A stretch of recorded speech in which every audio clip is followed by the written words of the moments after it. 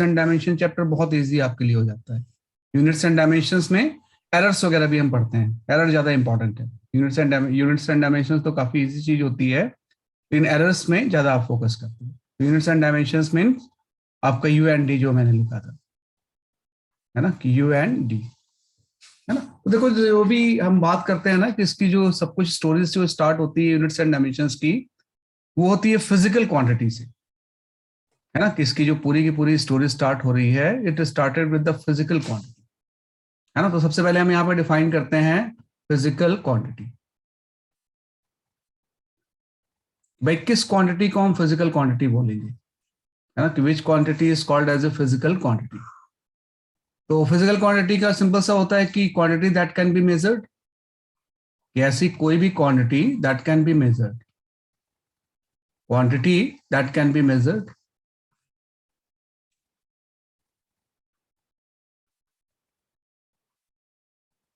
measured is called physical quantity and possess a units of measurement, possess a units of measurement,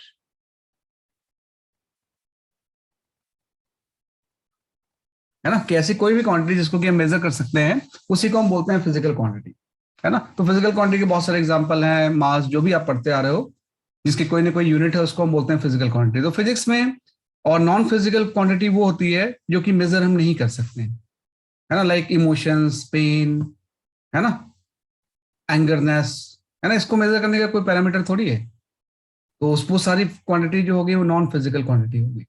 तो physics में what we study the about the physical quantity only, है ना, कि physics का जो main aim है, we study about in physics we study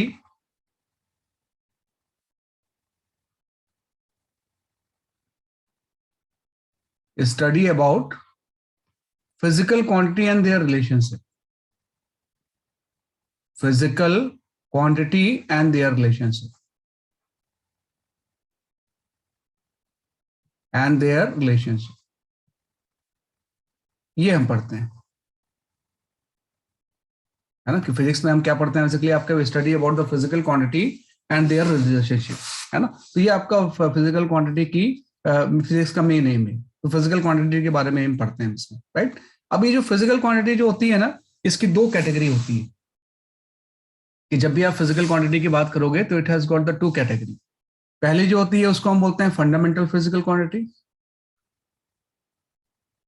है ना, कि पहली जो फिजिकल क्वांटिटी है this is called the fundamental physical quantity, है ना। तो फंडामेंटल फिजिकल क्वांटिटी का मतलब ये है कि which are independent to each other, है ना, कि भाई जो फंडामेंटल फिजिकल क्वांटिटी है, quantity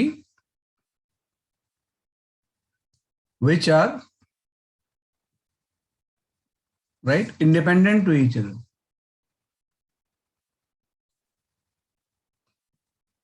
dependent to each other. कैसी क्वांटिटी जो कि एक दूसरे से इंडिपेंडेंट होती है उसी को हम बोलते हैं फंडामेंटल फिजिकल क्वांटिटी, है ना। तो जैसे आपके फंडामेंटल कर ले हो गया, वैसे तो मैं पूरी लिस्टिंग दूंगा, तो हम ले सकते हैं बेसिकली आपका मास, लेंथ, है ना। ये मास और लेंथ में आपस में तो कोई रिलेशन नहीं है ना, तो ये फंडामेंटल फिजिकल क्वांटिटी होती है ना। लेकिन मेनली जो चीज है फंडामेंटल तो कुछ 7 ही होती हैं प्लस 2 सप्लीमेंट, अदरवाइज हम यहाँ पे डिराइव्ड फिजिकल क्वांटिटी की बात करते हैं।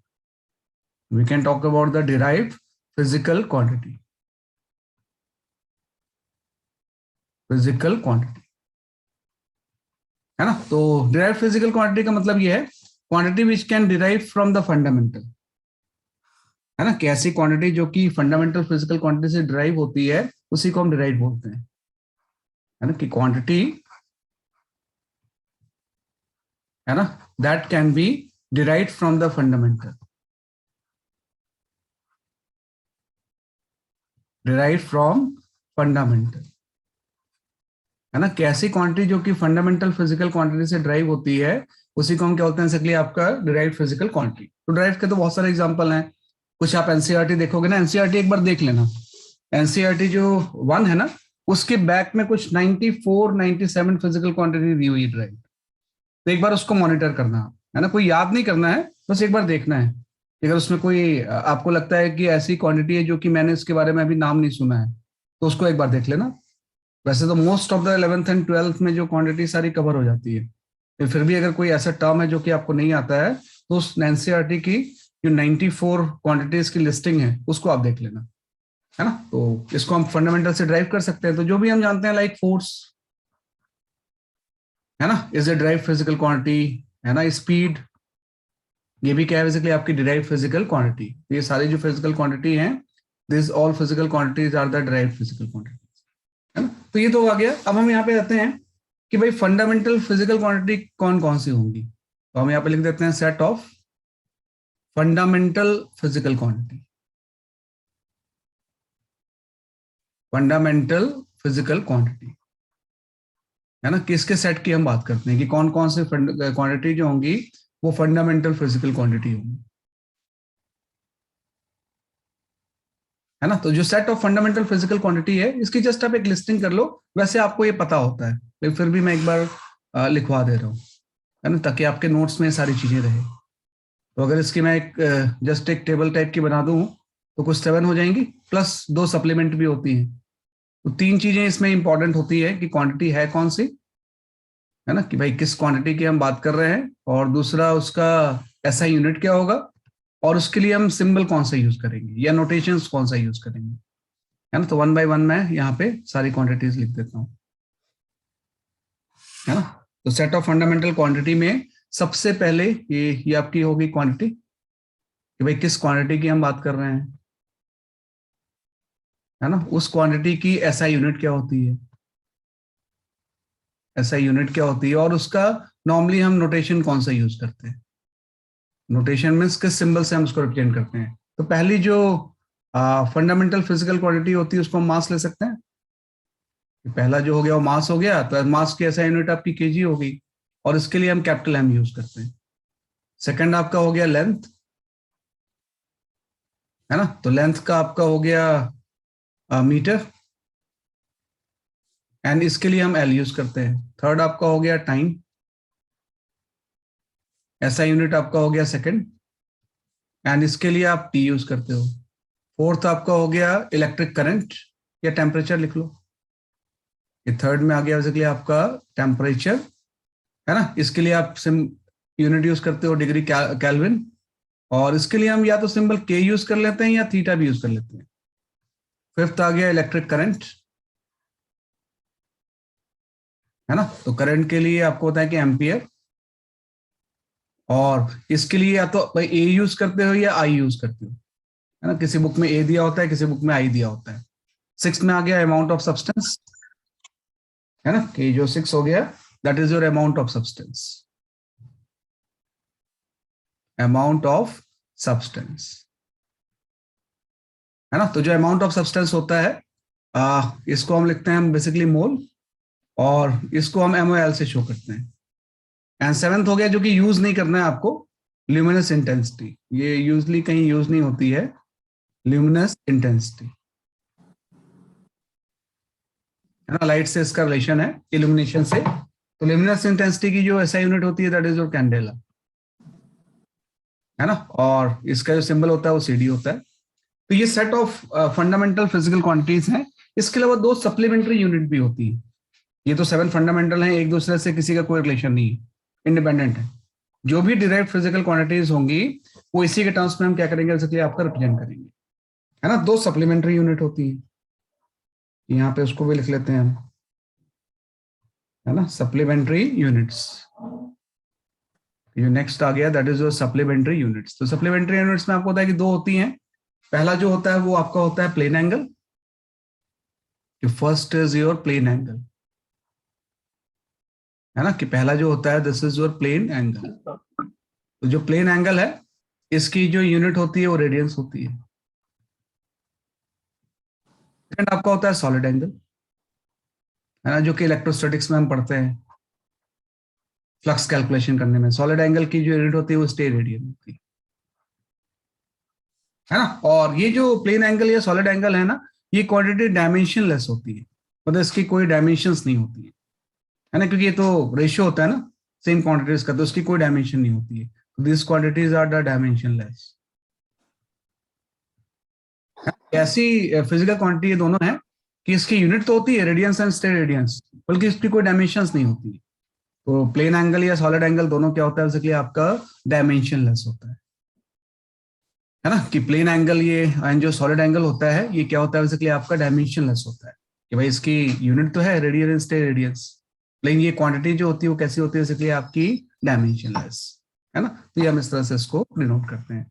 6 पॉइंट, सर ये जो 6 पॉइंट है that is your amount of substance, है ना। जो हम sir in the fourth point is in notation, is it theta or what is it, kn? के एंड थीटा, या तो के से शो करते हैं या थीटा से भी शो करते हैं कई जगह पे, Okay sir. है ना। करंट को ए से भी शो करते हैं, आई से भी शो करते हैं। अमाउंट ऑफ सब्सटेंस है ये, जो गैस का अमाउंट हम शो करते हैं नंबर ऑफ मोल्स, उसके लिए आपका यूनिट दिया हुआ है, this is your amount of substance, है ना। और इसकी जो ऐसा यूनिट होती है वो मोल होती है, इसको एमओएल से शो करते हैं, right. These are the 7 fundamental quantities plus 2 dimensionless supplementary units, that is plane angle and steradians, solid angle, है ना। अभी इसको डिफाइन करने का फायदा नहीं होगा बेटा। प्लेन एंगल मतलब एंगल ही है, कि जैसे मैंने बोला कि कोई लेंथ है ऐसी, कोई आर्क है, तो आर्क जो किसी एंगल को सबटेंड करेगा इसी को हम बोलते हैं प्लेन एंगल। तो जो प्लेन एंगल होता है आपको पता है कि ये आपका होता है length of the arc upon radius, कि ये अगर लेंथ की ऑफ द आर्क एल है और ये रेडियस आर है तो L by R is the plane angle, है ना। ऐसे अगर जब एरिया कोई एंगल सबटेंड करता है तो इसी को हम बोलते हैं सॉलिड एंगल। तो सॉलिड एंगल के लिए सिंबल हम यूज करते हैं ओमेगा। तो ओमेगा जो होता है वो आपका होता है एरिया, ये आप एरिया ले लोगे अपॉन आर स्क्वायर, अगर ये आर है तो एरिया अपॉन आर स्क्वायर हो जाता है ना। तो ये भी क्वांटिटी डायमेंशनलेस है ना, कि ये वाला angle first angle plane angle हो गया और दूसरा क्या हो गया, बेसिकली आपका सॉलिड एंगल हो गया। तो angle subtended by a line segment is called as a plane angle, and angle subtended by the area is called as a solid angle, है ना। किसी को हम क्या बोलते हैं, बेसिकली आपका सॉलिड एंगल, तो ये आपका जाएगा इस तरह से। हाँ, इसमें लिखा है मैंने कि in physics we study about the physical quantity, about physical quantity and their relationship, है ना। फिजिक्स में भी study about the physical quantity and their relationship, ये हम पढ़ते हैं, है ना। ये आपका गैस फिजिक्स भी ये फिजिकल क्वांटिटी के बारे में पढ़ना, है ना? तो ये आपका जस्ट मैंने set of fundamental physical quantities किया।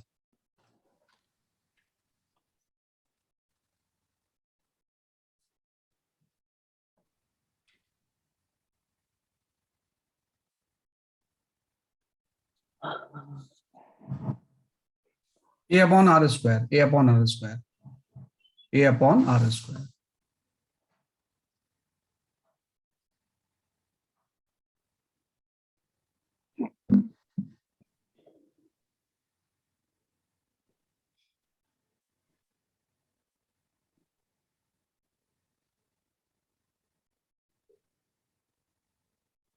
ठीक है, तो ये आपने कर लिया। यूनिट्स एंड डायमेंशंस में सबसे पहले ये 7 फंडामेंटल क्वांटिटीज हैं, और नॉर्मली हमने 2 सप्लीमेंट्री यूनिट लिख ली है बेसिकली आपकी। बेटा कूलम इसलिए नहीं किया ना क्योंकि उसको मेजर नहीं कर पाते हैं हम। तब करंट के लिए करंट के मेजरमेंट के इंस्ट्रूमेंट्स हैं आपके, तो मेन पर्पज वही होता है कि करंट को हम मेजर कर पाते हैं, है ना, किसी इंस्ट्रूमेंट से। तो इसलिए उसको ज्यादा प्रिसाइजली हम डिफाइन कर पाते हैं।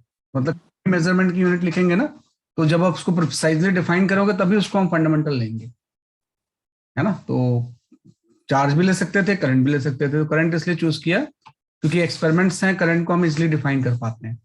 ऐसा इंस्ट्रूमेंट चार्ज के लिए नहीं,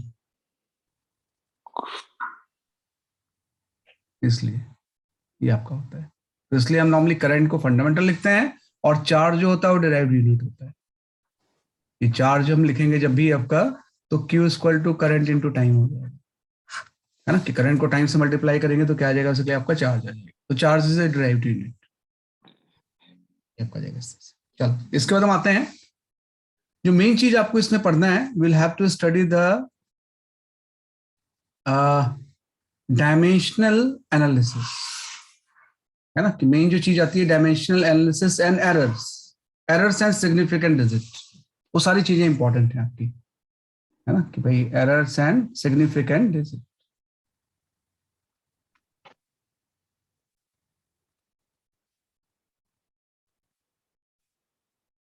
है ना। तो यहाँ पे हम आ जाते हैं बेसिकली आपका जो नेक्स्ट चीज है आपकी, that is your dimensional analysis. Dimensional analysis,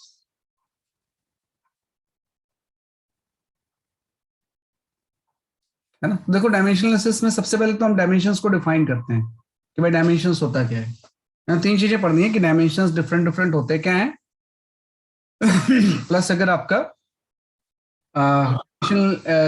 के एप्लीकेशंस क्या हैं, है ना। तो और प्रिंसिपल ऑफ होमोजेनिटी भी है, लेकिन फिलहाल जो हम बात कर रहे हैं डायमेंशंस को सबसे पहले हम डिफाइन करेंगे कि भाई ये डायमेंशंस का मतलब क्या है ना। तो जो डायमेंशंस का मतलब है बहुत सिंपल सा चीज है ये, कि dimensions are power to which, है ना, fundamental quantities must be raised. Fundamental quantity, है ना, must be raised, must be raised to represent, है ना, derived physical quantity, derived physical quantity, है ना। ये इसकी डेफिनेशन होती है कि dimensions are power to which the fundamental quantities must be raised to represent the derived physical quantity, है ना। लाइक मैंने यहाँ पे लिखा कि भाई कोई क्वांटिटी मैंने लिख दी स्पीड, हाँ, तो स्पीड आपका होता है डिस्टेंस बाय टाइम, है ना। तो आप क्या करोगे कि जब मैं स्पीड को फंडामेंटल के टर्म्स में रिप्रेजेंट करूंगा तो डिस्टेंस को एल लिख दूंगा, मैं टी को टी लिख दूंगा, तो ये आपका इस तरह से आ जाएगा, एल टी ऊपर चला जाएगा तो -1 आ जाएगा। तो डायमेंशन ध्यान रखना कि इसके पावर है ना, कि भाई एल की पावर यहाँ पे 1 है, तो हम बोलेंगे in speed dimensions of length is 1, है ना। In speed dimension of time is -1। तो डायमेंशंस हमेशा ये पावर्स होते हैं कि भाई किसी भी डिराइव्ड फिजिकल क्वांटिटीज को जो हम शो करेंगे तो फंडामेंटल के पावर ही तो चेंज होंगे। तो जो फंडामेंटल क्वांटिटीज के जिस पावर में रेज किया है हमने, वही चीज इसकी डायमेंशंस होती है। और ये जब हम ब्रैकेट में इस तरह से लिख देते हैं तो this is called as a dimensional formula, है ना, कि इसको हम क्या बोलते हैं इसके आपका डायमेंशनल फॉर्मूला,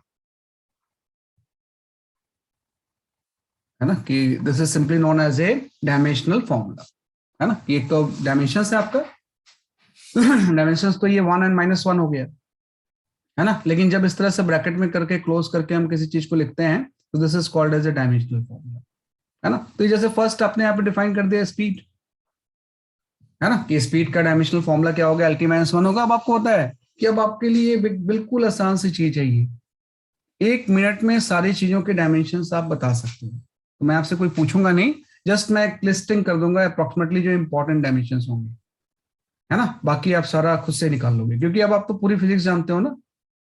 तो पूरी अगर फिजिक्स जानते हो तो आपको ऐसी कोई क्वांटिटी नहीं है जो आपको नहीं पता है ना। फिर भी मैं बोलता हूँ कि वो 94 जो एनसीईआरटी में दिया हुआ है, एनसीईआरटी 1 में, है ना, एक 94 फिजिकल क्वांटिटी की लिस्टिंग है if you have the NCERT, तो उसको एक बार देख लेना। तो अगर कोई अननोन चीज आपको लगती है तो उसको एक बार कर लेना, क्योंकि कोई क्या होता है ना कि कई बार अनकन्वेंशनल चीज एग्जाम में पूछ देते हैं। तो कन्वेंशनल तो सारा हमें पता ही है, पूरी फिजिक्स अपने पढ़ी हुई है, लेकिन जो अनकन्वेंशनल होगी जो कभी ज्यादा यूज नहीं हुई है वो मिस हो जाती है, तो उसको एक बार देख लेना। तो स्पीड आ गया, लाइक स्पीड अगर पता है तो हम यहाँ पे सेकंड में एक्सलेशन भी लिख सकते हैं,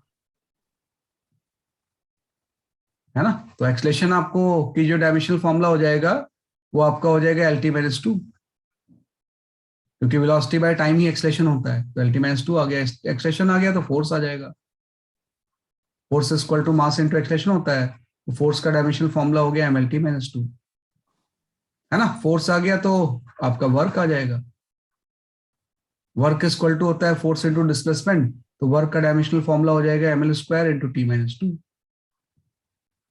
है ना, कि जस्ट एक से दूसरे को हम कनेक्ट कर रहे हैं। और जो वर्क का होगा वो किसी भी तरह की एनर्जी का होगा, है ना, कि वर्क का डायमेंशनल फॉर्मूला सेम होता है एनर्जी एंड हीट की, एनर्जी एंड हीट की। जो डायमेंशनल फॉर्मूला आपका वर्क का होगा वही फॉर्मूला किसका हो जाएगा, इसलिए आपका एनर्जी एंड हीट, है ना। तो ये वर्क आ गया अब वर्क के बाद हम आ जाते हैं फिफ्थ पे आपका, जैसे आपने वर्क डिफाइन किया तो आपका पावर का आ जाएगा, है ना। तो जो पावर का डायमेंशनल फॉर्मूला होगा इसी को टी से डिवाइड कर दोगे आप, तो यहाँ पे हो जाएगा पावर का dimensional formula ml square t-3 हो जाएगा, है ना। लाइक आपका लीनियर मोमेंटम आ गया है, सिंपल मोमेंटम। अगर एंगुलर होगा तो हम उसको लिखेंगे, तो मोमेंटम आपका मास इंटू वेलोसिटी होता है, तो मास का m LT-1 आ गया। ऐसे आपका आ गया angular momentum.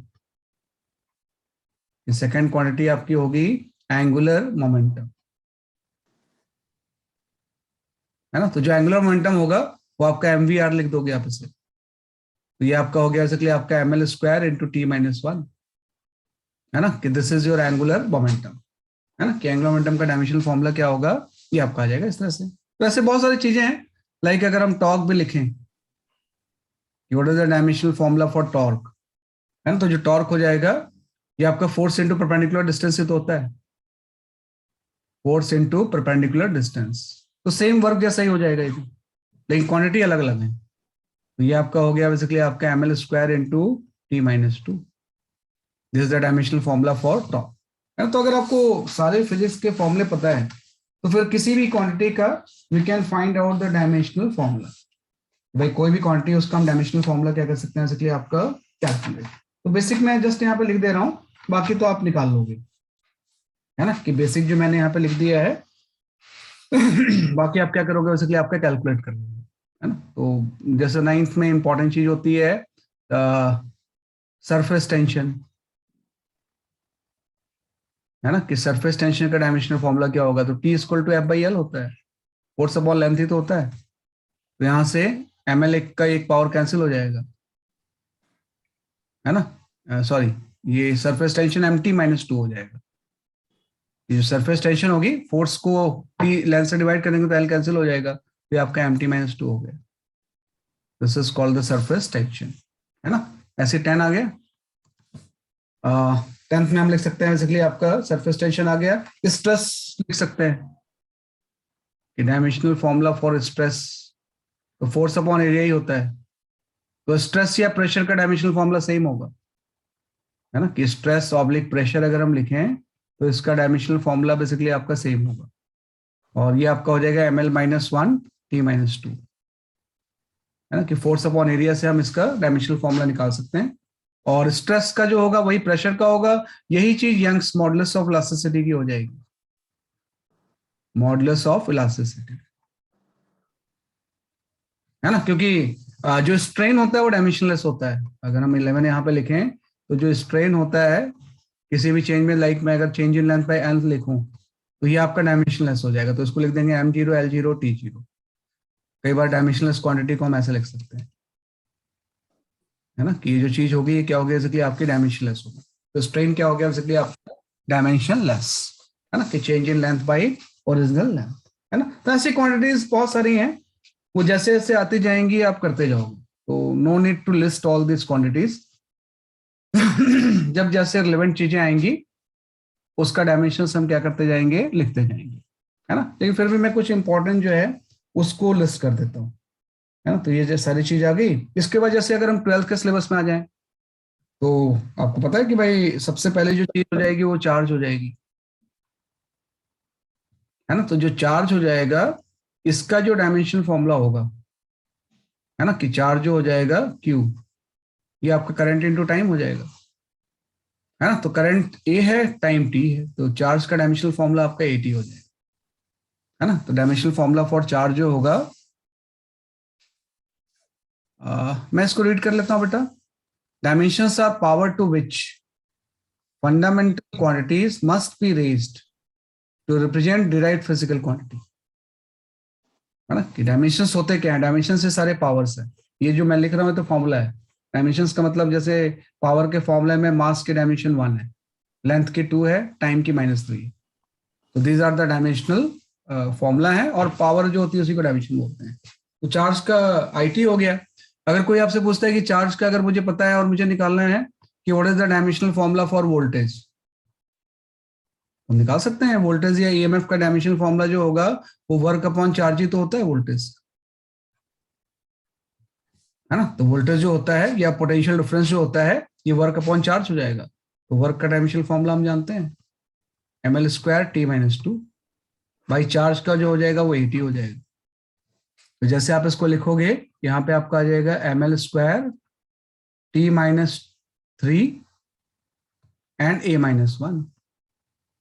This is the dimensional formula for voltage या पोटेंशियल डिफरेंस।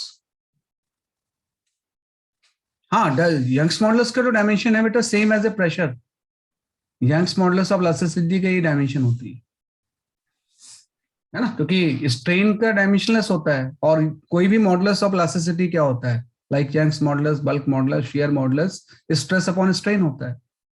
तो जो स्ट्रेस का डायमेंशन होगा ml minus one T minus two, वही आपका यंग्स मॉडुलस का भी होता है। तो इसलिए मैंने एक जगह पे लिख दिया है, stress, pressure and modulus of elasticity of any kind has a dimension, और उसकी जो डायमेंशनल फॉर्मूला होता है वो ml minus one into T minus T हो जाती है ना। यहाँ पे वोल्टेज का आ गया है ना, कि वोल्टेज जो होगा वर्क अपॉन टाइम हो जाएगा। एक बार वोल्टेज आ गया तो बाकी इससे कनेक्टेड टर्म्स हम निकाल सकते हैं, है ना, कि बाकी इससे कनेक्टेड टर्म्स हम क्या कर सकते हैं, इसलिए आपका कैलकुलेट कर सकते हैं। राइट, इसको लिख लो पहले आप।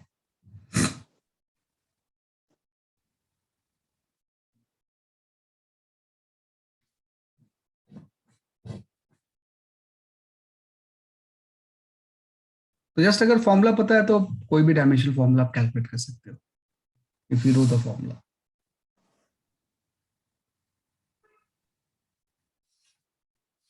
सर स्ट्रेन के फॉर्मूला में वो डेल्टा एल बाई एल है ना? हाँ, डेल्टा एल बाई एल। तो डेल्टा एल बाई एल तो डायमेंशनलेस हो जाएगा, किसी भी तरह का स्ट्रेन, नॉट नेसेसरी कि लॉन्गिट्यूडनल ही हो, शेयर स्ट्रेन भी डायमेंशनलेस होता है। Any kind of strain is dimensionless, है ना, any kind of strain is dimensionless.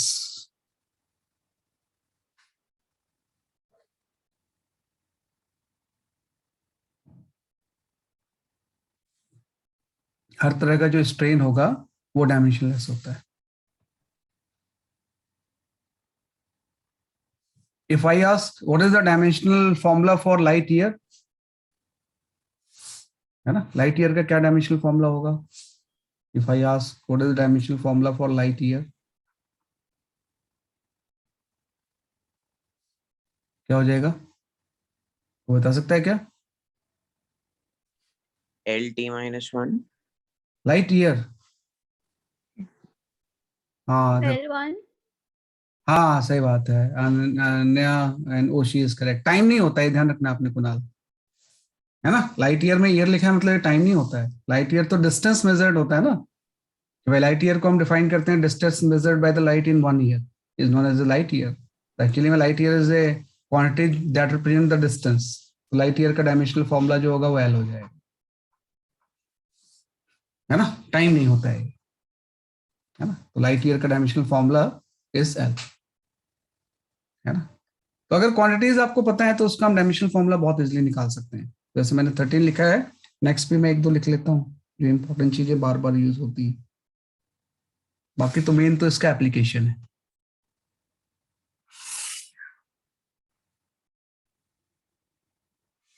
यहाँ पे आ गया, है ना। 14 में हम आ जाते हैं, जैसे मैंने यहाँ पे लिख दिया वोल्टेज। वोल्टेज अगर आ गया तो हम यहाँ पे रेसिस्टेंस का निकाल सकते हैं, है ना। तो resistance R equal to V upon I हो जाएगा, है ना। रेजिस्टेंस आर इक्वल टू क्या हो जाएगा, इसलिए आपका वी अपॉन आई।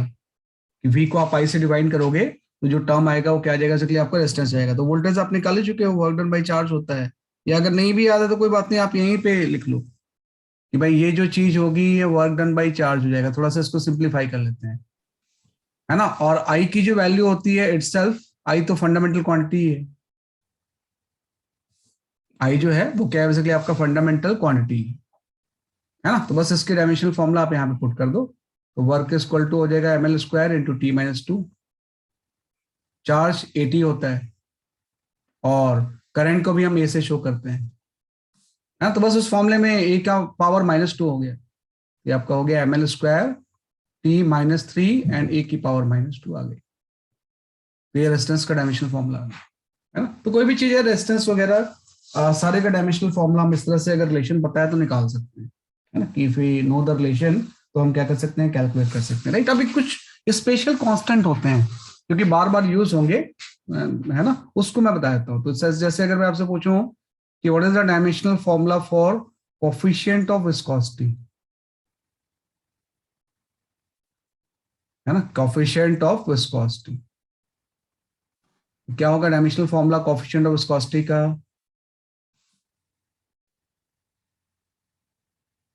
मतलब कोई याद नहीं करना है आपको, इसको निकाल लेना है आपको। कोफिशिएंट ऑफ विस्कोसिटी आपने पढ़ा ही हुआ है, उस रिलेशन को यूज करके निकाल लो। What is the dimensional formula for coefficient of viscosity?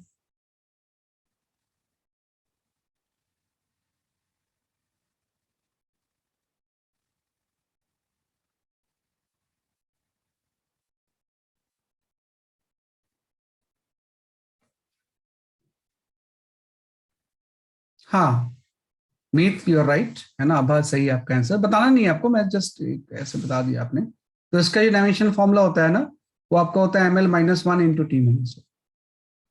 This is the dimensional formula for coefficient of viscosity. अब वही चीज है कि अब अगर आप कोफिशिएंट ऑफ विस्कोसिटी निकालना है तो आपको वो रिलेशन देखना है जहां पे ये कोफिशिएंट यूज होता है ना। तो कहाँ यूज होता है आपको पता है कि स्टोक्स लॉ में भी यूज होता है ये, और जब हम विस्कोसिटी डिफाइन कर रहे थे तो विस्कस फोर्स में भी यूज होता है। विस्कस फोर्स की वैल्यू होती है eta A into delta V by delta L या delta V by D, velocity gradient, है ना, इसमें भी तो यूज हुआ था। तो बस यहां से हम निकाल लेंगे इसका डायमेंशनल फॉर्मूला, है ना। तो यहां से अगर हम देखें तो जो कोफिशिएंट ऑफ विस्कोसिटी का डायमेंशनल फॉर्मूला होगा वो आपका हो जाएगा F into D by A into change in velocity, velocity gradient. और इस क्वांटिटीज का डायमेंशन आप पुट कर दोगे, आपको पता ही है।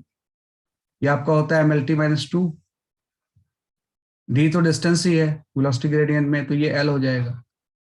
एरिया आपका एल स्क्वायर हो जाएगा, और change in velocity means velocity lt-1, है ना। तो इससे हम सॉल्व करेंगे तो ये एल स्क्वायर वाला टर्म तो कैंसिल हो गया, है ना। तो एक तो m बच गया, एल ऊपर चला जाएगा तो l-1 हो जाएगा, और -1 इस माइनस जाके यहाँ पे +1 हो जाएगा, तो t भी -1 आ गया। ये बड़ा इंपॉर्टेंट चीज है, इसको याद ही रखना आप। तो भाई कोफिशिएंट ऑफ विस्कोसिटी का जो डायमेंशनल फॉर्मूला होगा ना, बहुत सारे क्वेश्चंस में यूज होता है।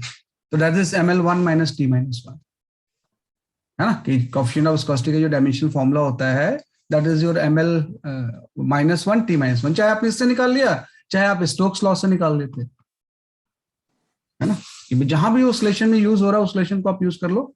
तो स्टोक्स लॉ में भी यूज कर सकते थे हम इसे, है ना। स्टोक्स लॉ के अकॉर्डिंग हम जानते हैं कि जो आपकी विस्कस फोर्स होता है वो 6 पाई ईटा आरवी होता है ना। तो यहां से कोफिशिएंट ऑफ विस्कोसिटी जो होगी ये आपका फोर्स बाई 6 पाई, है ना, आरवी हो जाएगी, है ना, कि फोर्स अपॉन 6 पाई क्या हो जाएगा, कि आपका आरवी हो जाएगा। तो 6 पाई तो एक न्यूमेरिकल नंबर है, तो उसको तो डायमेंशन से कोई मतलब है नहीं, तो हम इससे नहीं निकाल लेंगे, बात एक ही है आपका। mlt-2, आर आपका एल आ गया, और वी की वैल्यू lt-1 आ गई, है ना। तो इसको भी कैंसिल्ड आउट करेंगे तो वही चीज आ जाएगी आपकी। तो जो भी रिलेशन आपको याद है जहां पे वो टर्म यूज हो रहा है ना, उससे हम डायमेंशनल फॉर्मूला कैलकुलेट कर लेंगे। लेकिन ये एक पॉपुलर चीज है, तो ये अगर याद रहे तो थोड़ा सा स्पीड बढ़ जाती है ना। कोफिशिएंट ऑफ विस्कोसिटी, तो कोफिशिएंट ऑफ विस्कोसिटी का डायमेंशनल फॉर्मूला आपका हो जाएगा, हाँ, ml-1 इंटू t-2, है ना, r इंटू वी आ जाएगा इस तरह से आपका। तो f/r भी हो जाएगा। तो जो 6 पाई तो एक न्यूमेरिकल नंबर है, इसका तो कोई डायमेंशन होता नहीं है ना। तो जो डायमेंशन वाली चीज सारी पुट कर दी तो इसका डायमेंशनल फॉर्मूला आ गया, है ना। तो ऐसे कई चीजें होती हैं, लाइक 16 पे अगर हम आ जाएं तो एक पॉपुलर और भी चीज है, this is called as a gravitational constant. Gravitational constant, है ना। तो जो ग्रेविटेशनल कांस्टेंट है ना, ग्रेविटेशनल कांस्टेंट को अगर हम निकालें तो ग्रेविटेशनल कांस्टेंट को जो रिलेशन यूज होता है हम जानते हैं कि ये आपका हो जाएगा Gm1m2/r², यहीं पे तो यूज होता है ना। तो ग्रेविटेशनल कांस्टेंट का फॉर्मूला आ गया कि G की वैल्यू होगी बेसिकली आपकी Fr² divide by m1 into m2। तो यहां से G का जो डायमेंशनल फॉर्मूला होगा, F की वैल्यू हो जाएगी बेसिकली आपकी mlt-2, है ना। यहाँ पे डिस्टेंस है r, तो l² हो गया बाई m1m2 की वैल्यू क्या आ गई, बेसिकली आपकी m² आ गई। तो इससे जब हम सॉल्व करेंगे तो m की पावर तो -1 आ गई, L की पावर क्यूब आ गई एंड T-2 आ गया। तो ये भी आप याद रखना, कई बार यूज होता है ग्रेविटेशनल कांस्टेंट। तो ये सब याद नहीं करना है, ये कुछ इंपॉर्टेंट चीज जो मैं लिख रहा हूँ सिर्फ यही मेमोराइज करना है आपने, है ना, कि भाई जो ग्रेविटेशनल कांस्टेंट का डायमेंशनल फॉर्मूला आपका ये होता है m-1 L³ इंटू क्या हो जाएगा इसके लिए आपका T-2। तो ये आपका आ जाएगा ग्रेविटेशनल कांस्टेंट, है ना। तो 16 आपका आ गया ग्रेविटेशनल कांस्टेंट, ये इसका क्या हो गया इसके लिए आपका डायमेंशनल फॉर्मूला। लाइक यहाँ पे 17 आ जाएगा प्लैंक कांस्टेंट। तो प्लैंक कांस्टेंट तो बिल्कुल आसान है ना, कि यहाँ पे हम आ जाते हैं प्लैंक कांस्टेंट। ये कुछ स्पेशल फॉर्मूले हैं जो कि बार बार यूज होंगे।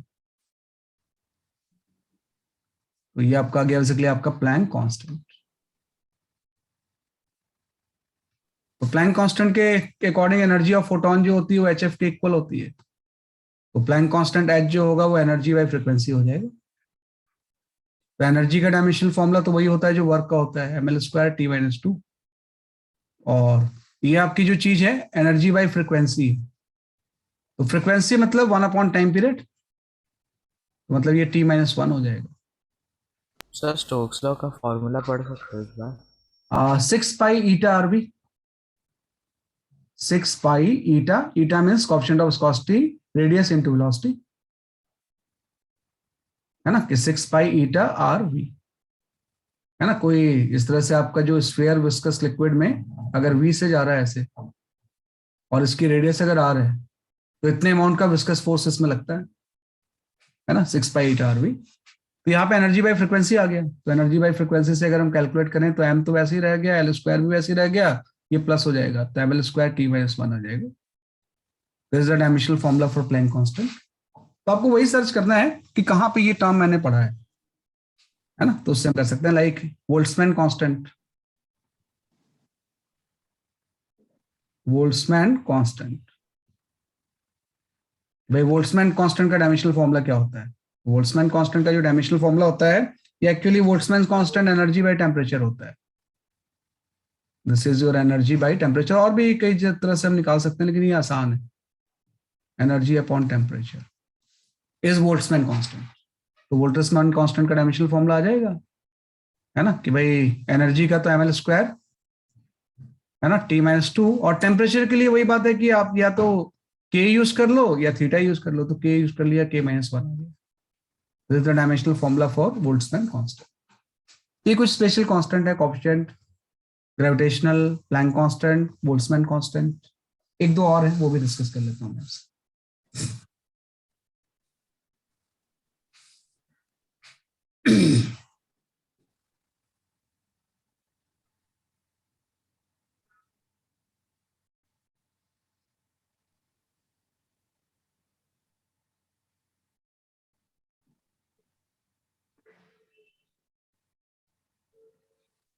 और ये रिसेंटली काफी एक इम्पोर्टेंट टॉपिक हो चुका है, काफी कुछ इससे पूछते हैं वो, है ना, तो आप ध्यान रखना।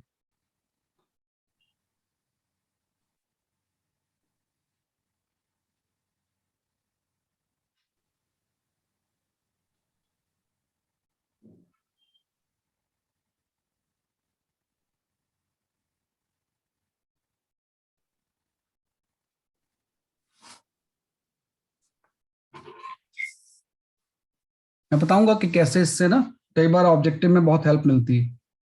ऑब्जेक्टिव में ना जो ऑप्शंस होते हैं इसको एलिमिनेट कर सकते हैं डायमेंशन से। कई क्वेश्चंस इसके ऊपर आए भी हुए हैं, तो that I will discuss one we finish with this और लिस्टिंग,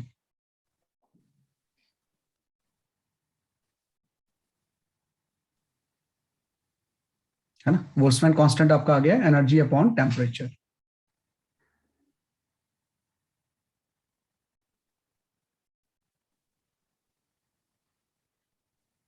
ठीक है ना। इसके बाद हम आते हैं कुछ 12th के इंपॉर्टेंट टॉपिक है, उसके ऊपर बहुत आता है। सर एक सेकंड, लास्ट स्लाइड दिखाइए। Boltzmann constant is energy upon temperature.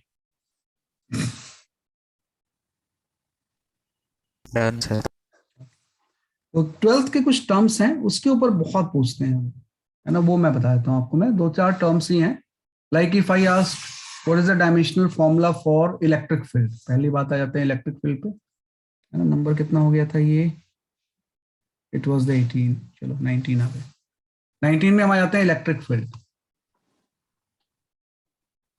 Electric field तो ये तो बहुत आसान सी चीज है।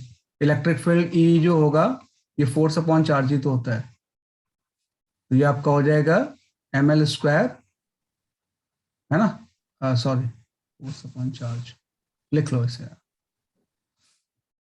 है ना, तो ये आपका हो जाएगा mlt-2 और चार्ज आपका 80 हो गया, तो इसका डायमेंशनल फॉर्मूला हो गया ml-t-3 into a-1। This is the dimensional formula for electric field, है ना। ऐसे 20 आ जाएगा मैग्नेटिक फील्ड। मैग्नेटिक फील्ड, है ना, तो मैग्नेटिक फील्ड का डायमेंशनल फॉर्मूला हम किस फॉर्मूले से निकाल सकते हैं? अगर मुझे मैग्नेटिक फील्ड का डायमेंशनल फॉर्मूला निकालना है तो कौन सा फॉर्मूला यूज करके मैं निकाल सकता हूं? आपके पास बहुत सारे ऑप्शंस होते हैं, तो कोई भी एक चूज कर लो आप। सबसे आसान वो मैग्नेटिक फोर्स वाला होता है ना, कि सबसे आसान जो होता है वो मैग्नेटिक फोर्स वाला होता है। एक बार देख लो बेटा previous slide, just go through it. Magnetic field का हम किस फॉर्मूले से निकाल सकते हैं? हाँ, तान्या सही बोल रहे हैं कि BIL से निकाल सकते हैं या ILB से निकाल सकते हैं। बिल्कुल सही बोल रहे हैं, है ना। पहले इसको आप लिख लो।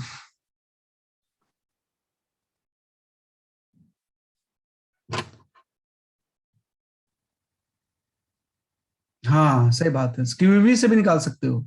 You can find out from the QEV also, है ना। BIL या QB कोई भी एक चूज कर लो आप, है ना, आपके पास तो बहुत सारे ऑप्शंस होते हैं। तो मैग्नेटिक फील्ड के फॉर्मूले के लिए ना मैं ये लिख लूंगा कि मैग्नेटिक फोर्स की वैल्यू किसी करंट वायर पे BIL होती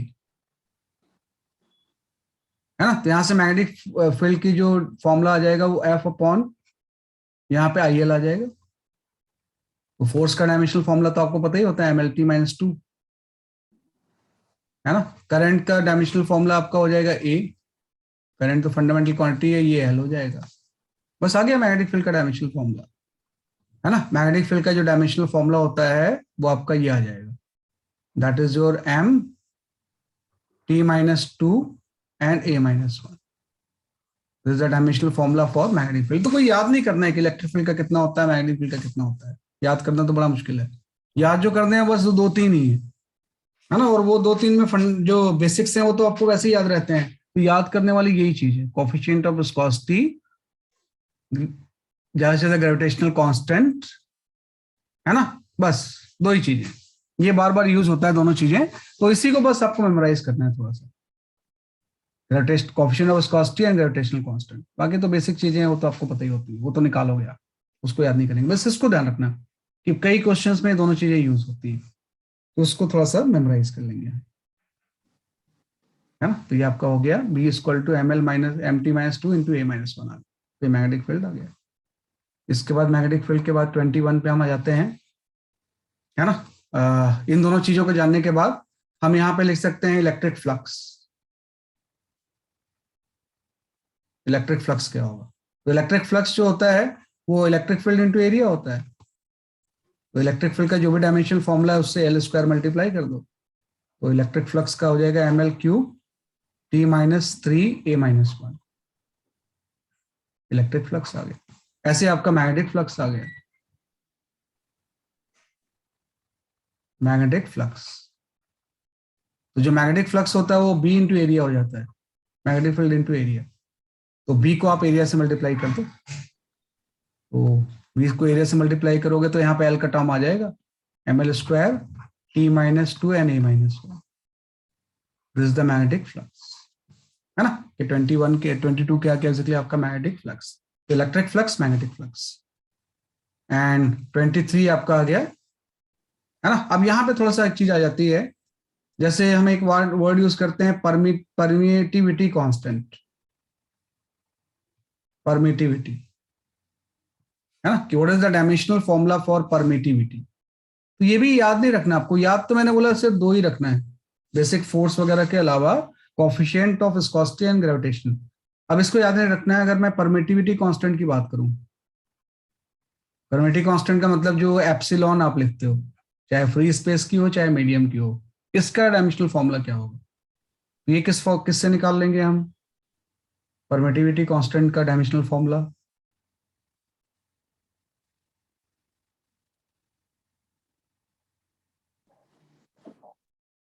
है ना, क्या कौन सा फॉर्मूला यूज करके निकाल सकते हैं हमें परमिटिविटी कांस्टेंट का हम डायमेंशनल फॉर्मूला?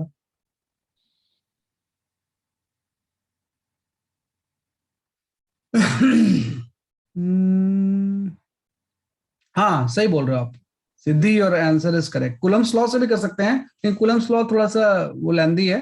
कुलम्स लॉ से भी कर सकते हो, अदरवाइज सिद्धि ने सही बोला है कि चार्ज बाय फ्लक्स से कर सकते हैं, है ना, कि भाई जो हम ये जानते हैं कि जो एज पर द आपका गॉस लॉ, कुलम्स लॉ से भी कर सकते हो, गॉस लॉ से भी कर सकते हो। तो गॉस लॉ के अकॉर्डिंग जो फ्लक्स होता है ना, ये आपका होता है बेसिकली आपका Q upon epsilon. Epsilon not होता है, लेकिन मैंने एप्सिलॉन जनरल यूज कर लिया है। यहाँ से बिल्कुल सही इन्होंने बोला है कि एप्सिलॉन का फॉर्मूला आपका हो जाएगा charge upon electric field into area. तो चार्ज अपॉन फ्लक्स आ गया, बिल्कुल सही है।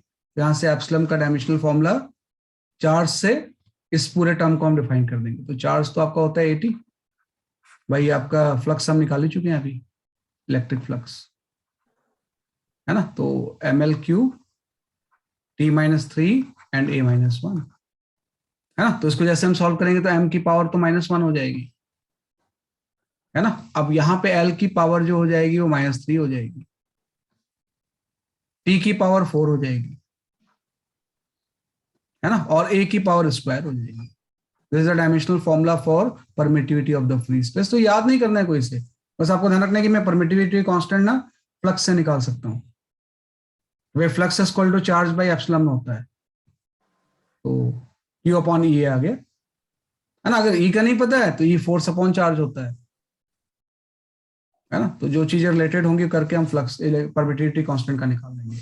ऐसे हम परमिटिविटी कांस्टेंट का निकाल सकते हैं। We can find the formula for permeability constant, permeability constant, है ना, वही म्यू, है ना। तो इसके लिए हम यूज कर सकते हैं एम्पियर्स लॉ। वैसे तो आप बायर्स-लेवर्ट लॉ भी यूज कर सकते हो, लेकिन एम्पियर्स लॉ ज्यादा अच्छा है। एम्पियर्स लॉ के अकॉर्डिंग जो होता है वो B इंटू एल जो होगा, ये म्यू इंटू आई इनक्लोज्ड हो जाता है। तो यहां से अगर म्यू का मुझे निकालना है डायमेंशनल फॉर्मूला, तो magnetic field into length by current आ गया। तो मैग्नेटिक फील्ड का भी आप डायमेंशनल फॉर्मूला निकाल चुके हो। This is your MT-2 into A-1 into length भी आपको पता है L, एंड यहाँ पे करंट भी पता है आपको, ये है ना। तो अल्टीमेटली म्यू का जो डायमेंशनल फॉर्मूला आ गया वो आपका हो गया बेसिकली आपका M, L आ गया, T-2 आ गया, A-2 आ गया। This is the dimensional formula for है ना, कि जो ये जो चीज होगी डायमेंशनल फॉर्मूला किसका आ गया बेसिकली आपका ये आ गया, इस तरह से आपका,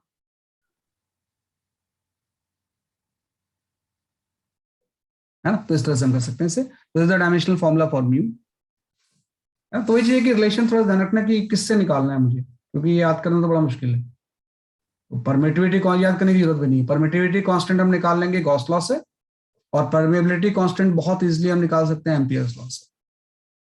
तो इससे म्यू का डायमेंशनल फॉर्मूला आ गया और ये चीज आ गई। अब एक चीज बड़ी इंपॉर्टेंट है, इसको मैं 25 पॉइंट में लिखूंगा, सबसे ज्यादा जो यूज होगी अब तक का सबसे इंपॉर्टेंट पॉइंट, है ना, कि अगर मैं ये निकालूं कि इलेक्ट्रिक फील्ड और मैग्नेटिक फील्ड के रेशियो का क्या डायमेंशनल फॉर्मूला होगा, तो थोड़ा फाइंड आउट करो जरा आप।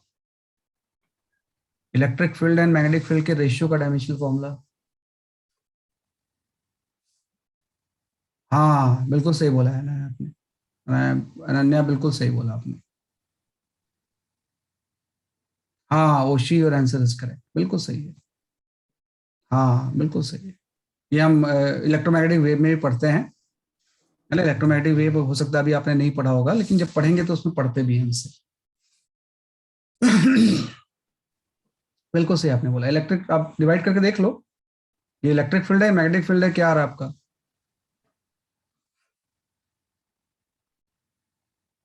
हाँ अनाया सही है आपका आंसर।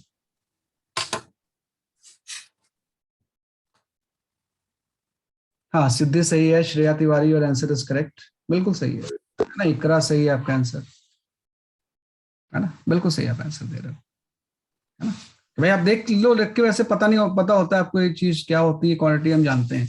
वैसे देख लेते हैं, इलेक्ट्रिक फील्ड का डायमेंशनल फॉर्मूला है आपका MLT-3 इंटू A-1 भाई, है ना। मैग्नेटिक फील्ड का डायमेंशनल फॉर्मूला है MT-2A-1। MM तो कैंसिल ही हो गया, A-1 भी कैंसिल हो गया, ये प्लस हो जाएगा तो LT-1 हो जाएगा, है ना। मतलब E और B का जो डायमेंशनल फॉर्मूला होगा वो स्पीड के इक्वल होता है, स्पीड के इक्वल होता है। और एक्चुअली जब आप इलेक्ट्रोमैग्नेटिक वेव पढ़ोगे ना, तो ये E/B जो होती है स्पीड ऑफ लाइट होती है ना। तो जब आप स्पीड ऑफ लाइट कैलकुलेट करोगे, स्पीड ऑफ लाइट, है ना, तो स्पीड ऑफ लाइट जो कैलकुलेट करोगे आप C, तो ये इलेक्ट्रिक फील्ड और मैग्नेटिक फील्ड का रेशियो ही होता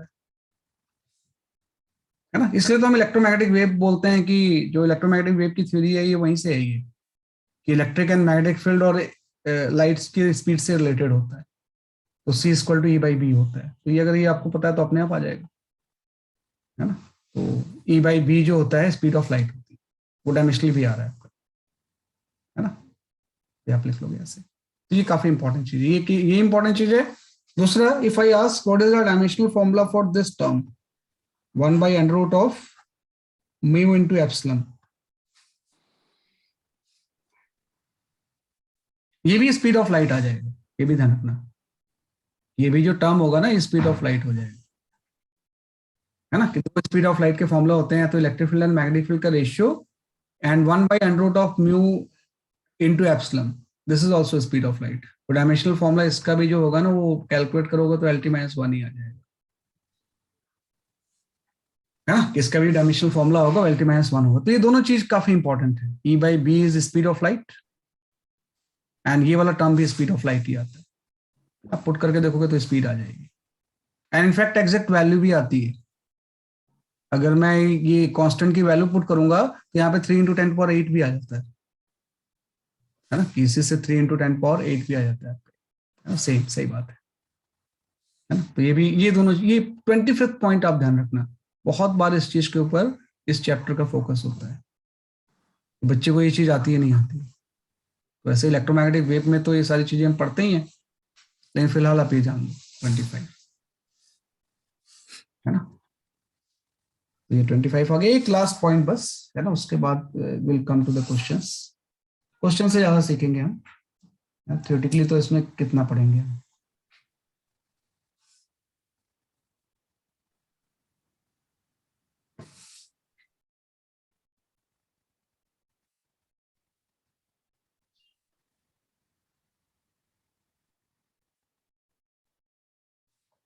चलो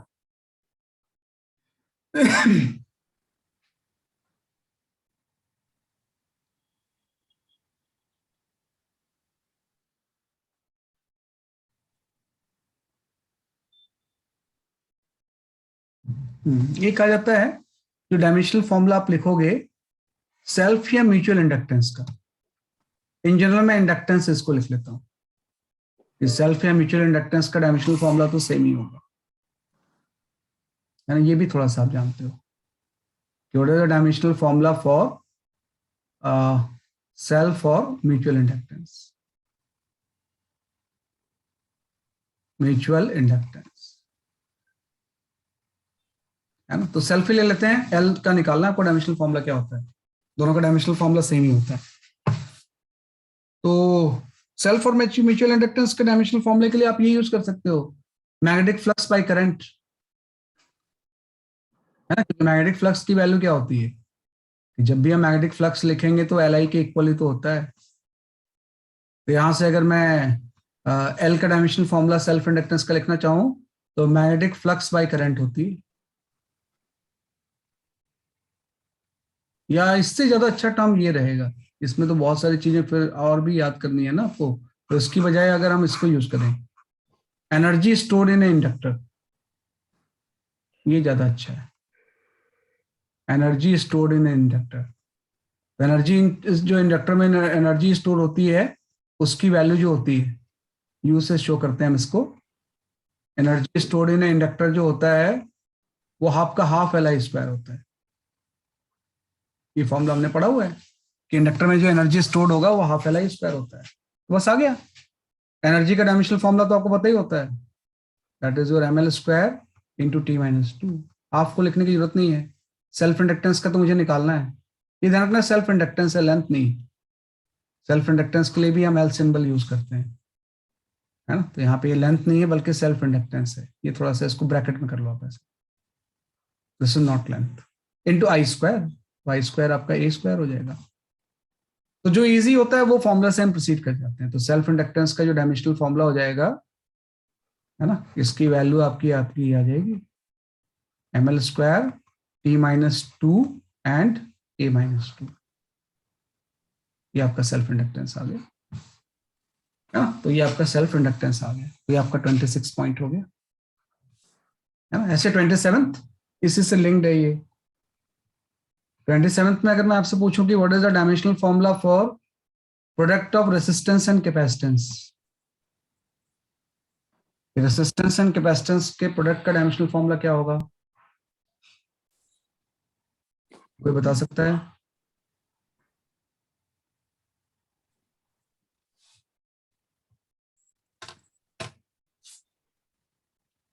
आरसी का डायमेंशनल फॉर्मूला क्या होगा?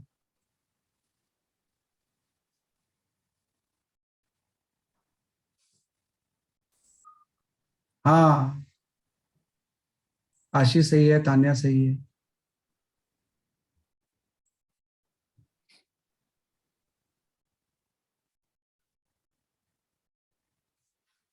रेजिस्टेंस एंड कैपेसिटेंस का डायमेंशनल फॉर्मूला क्या होगा? हाँ, अनाया सही बोल रहे हो, सही बोल।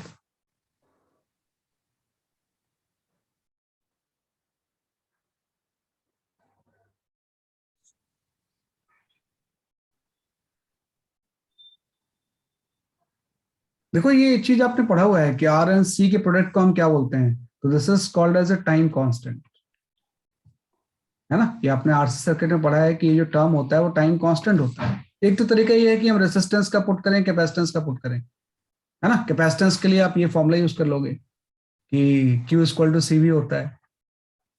तो अगर कैपेसिटेंस का मुझे निकालना है तो मैं यहाँ पे सी की वैल्यू Q बाई वी हो जाएगी। वोल्टेज वर्क बाई चार्ज होता है तो Q स्क्वायर बाई वर्क हो जाएगा। तो यहाँ से कैपेसिटेंस का जो डायमेंशनल फॉर्मूला होगा वो AT का स्क्वायर बाई वर्क आ जाएगा। वर्क आपका आ जाएगा ml square into T minus to. तो इसे निकाल सकते हैं, वैसे जरूरत नहीं है इसमें। तो यहाँ से आ जाएगा m minus one L minus two A square and T की पावर 4। ये कैपेसिटेंस का डायमेंशनल फॉर्मूला होता है। और रेजिस्टेंस का हम पहले निकाल ही चुके हैं। तो जब दोनों को मल्टीप्लाई करते हैं तो टर्म आप जानते हो, पढ़ चुके हो। 11th में अगर पढ़ते तो आपको नहीं पता होता, लेकिन आपको पता है ये टाइम कांस्टेंट होता है तो टाइम हो जाएगा ये। तो आर एंड सी का प्रोडक्ट का डायमेंशनल फॉर्मूला जो होता है वो टाइम होता है ना। ऐसे आपका जो एल बाई आर होगा, तो इंडक्टेंस का आपने डायमेंशनल फॉर्मूला पढ़ लिया, रेजिस्टेंस को डिवाइड करोगे तो ये भी टाइम कांस्टेंट होता है। This is your also your time constant. तो इसका भी डायमेंशनल फॉर्मूला जो होगा वो टी के इक्वल हो जाएगा।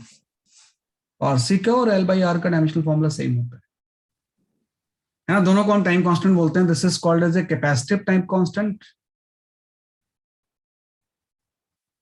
और this is called as a inductive time constant, है ना। कैपेसिटिव टाइम कांस्टेंट एंड इसको हम बोलते हैं inductive time constant. Inductive time constant,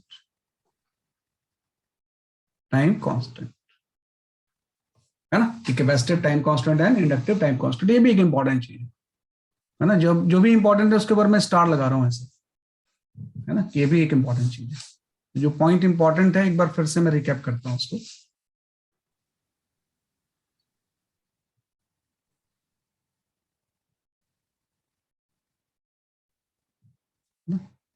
तो आरसी और एल बाई आर का डायमेंशनल फॉर्मूला टाइम के इक्वल होता है ना। तो ये कर सकते हैं इसे।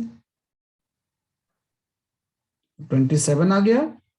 इसके अलावा जो इंपॉर्टेंट चीज थी आपकी 27 के पहले, है ना, वो था आपका ये 25 पॉइंट, है ना, कि भाई ई और बी का रेशियो स्पीड ऑफ लाइट होता है और ये वाला टर्म भी स्पीड ऑफ लाइट होता है ना। उसके पहले मैंने इंपॉर्टेंट टर्म जो लिखा था, I have written this coefficient of viscosity and gravitational constant, है ना। Coefficient of viscosity and gravitational constant, है ना। बाकी तो एलिमेंट्री चीज है ना। ये भी आप 10th भी ले सकते हो, इंपॉर्टेंट एक। Stress, pressure and modulus of elasticity का डायमेंशनल फॉर्मूला सेम होता है ना, कि stress, pressure and dimensional formula जो होता है वो क्या होता है, सेम होता है। तो बाकी तो एलिमेंट्री चीज है, वो तो आप जानते हैं। तो 4 ही पॉइंट इसमें इंपॉर्टेंट है जो कि बार बार उसके ऊपर फोकस करते हैं एग्जाम में, है ना। तो थोड़ा सा है ना, तो ये जस्ट हमने सीखा है how to write the dimensional formula, है ना। तो आज का लेक्चर इसी के ऊपर बेस्ड है ना। तो अब 1 by 1 आई शेयर फिर न्यूमेरिकल्स, है ना, ऑब्जेक्टिव क्वेश्चंस में शेयर करूंगा, उसको आप प्रैक्टिस कर लो। तो इसके ऊपर आपको कमांड आ जाएगी and you can refer formula for a time भी, बाद में तो आपको निकालना पड़ेगा, अदरवाइज अभी आप रेफर कर लो। आई शेयर फिर न्यूमेरिकल्स विथ यू।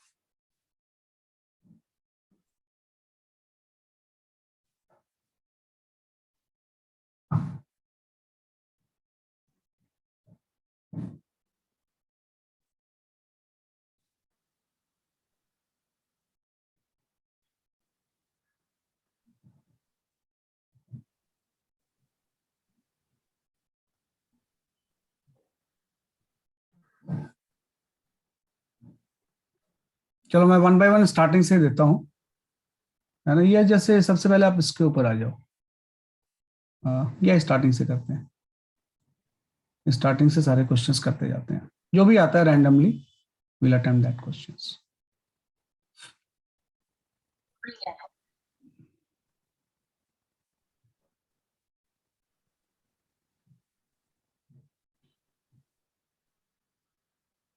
हाँ, you can go for this question.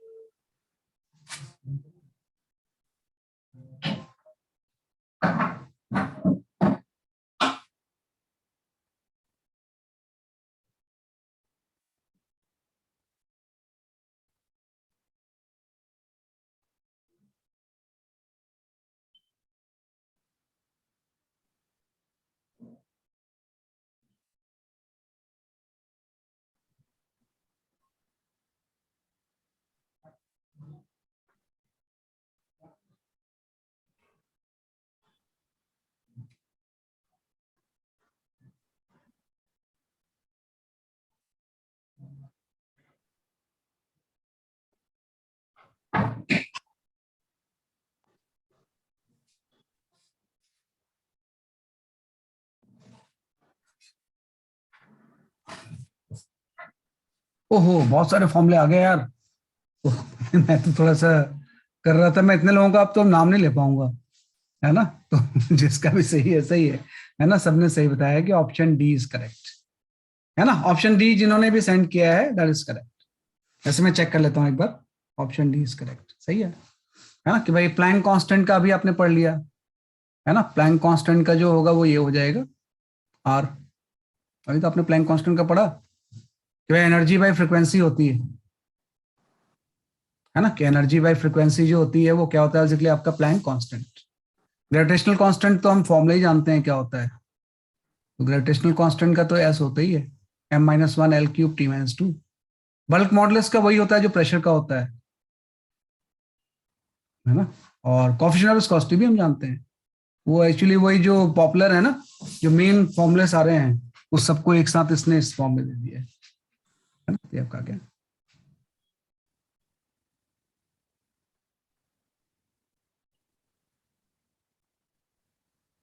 ठीक है ना, ये आपका क्या, तो डी ऑप्शन इज करेक्ट, सही बताया आपने सबने, है ना, कि जो फेमस है वो तो पता ही होता है।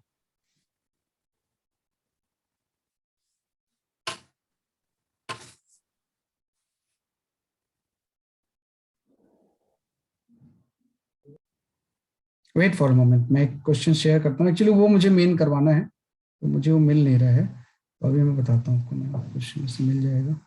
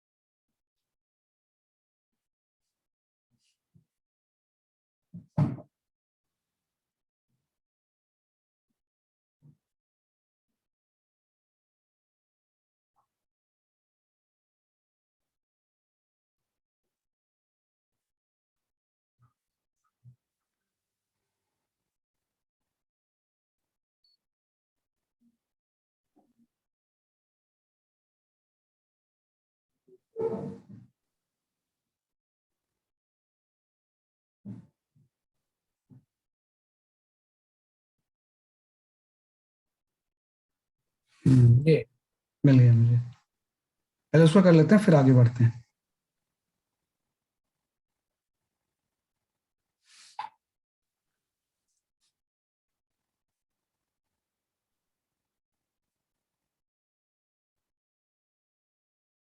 हाँ मैं करता हूँ, कर दूंगा, I share, wait for moment, मैं क्वेश्चन दे रहा हूँ।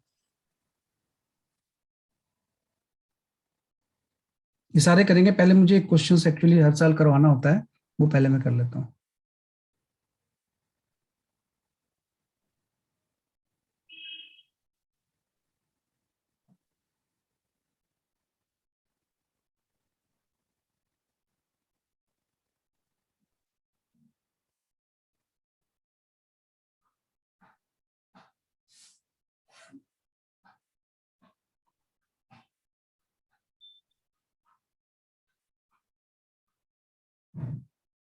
हाँ, क्वेश्चन था।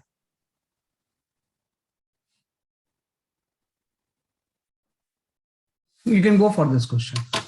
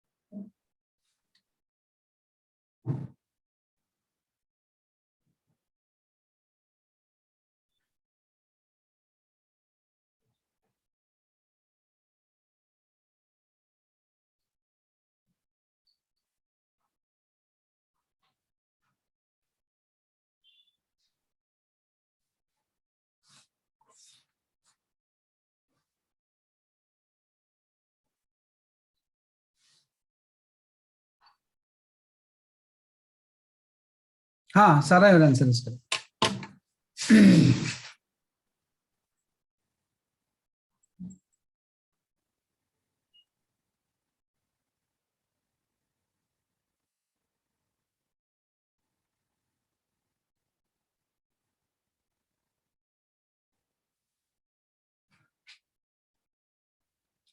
ई J square m5 g², energy, mass, angular momentum and gravitational constant.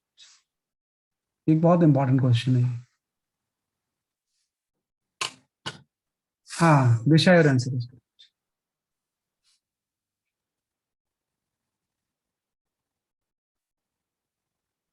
Anaya और आंसर इज करेक्ट।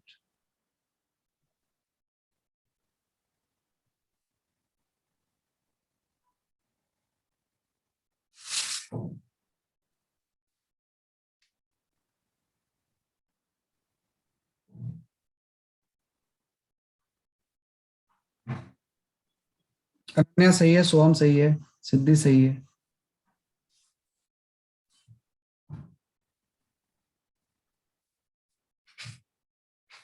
अरे ये सोहम, तुम्हारी प्रोफाइल पिक किसकी है यार? ये किसकी पिक्चर होती है? बहुत जगह मैं देखता हूँ आजकल, है ना? ये कौन होता है? ये प्रोफाइल पिक जो आपकी रखी है आपने, I don't know who is this person, लेकिन बहुत जगह मैं देखता हूँ आजकल इसको। अनन्या सही है। हाँ अच्छा, हाँ शाहीन शाह अफरीदी, बिल्कुल भी बड़ा फेमस हो गया है ये। हिमांशु सही है। ब्रजेश, है ना? इकरा सही है आपका आंसर, है ना?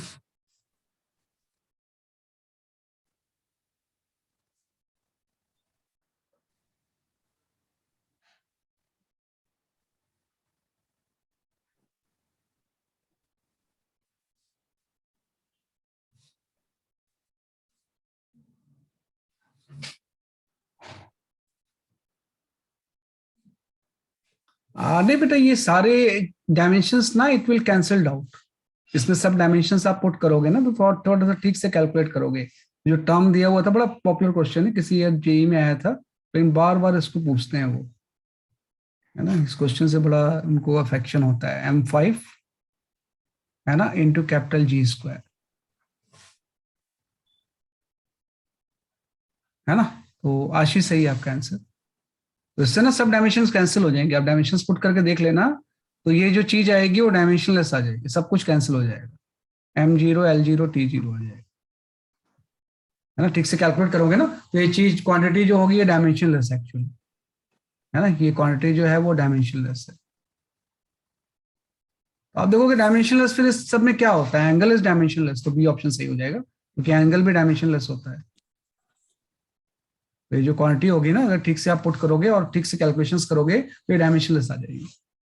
तो angle is the correct answer, है ना? कि इसमें एंगल जो होगा, आशीष सही है आपका आंसर, इज करेक्ट आंसर। वो कहीं ना कहीं कैलकुलेशन में मिस्टेक होगी ना, तो कोई एक टर्म बच जाता है। लेकिन अगर ठीक से कैलकुलेट करोगे आप तो ये कोई टर्म नहीं बचेगा, सारे कैंसिल्ड आउट हो जाएंगे। तो मतलब ये क्वांटिटी डायमेंशनलेस है, तो इसमें एंगल डायमेंशनलेस होता है, तो बी ऑप्शन सही हो जाएगा।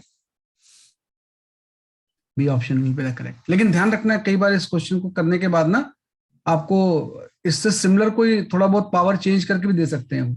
बच्चों को याद होता है तो एंगल होता है इसका, लेकिन कई बार वो थोड़ा बहुत भी चेंज कर देना, तो इसलिए हर बार कैलकुलेट करना है ना? तो ये बड़ा केयरफुल रह के इस क्वेश्चन को करेंगे। चलो ये आपका गैस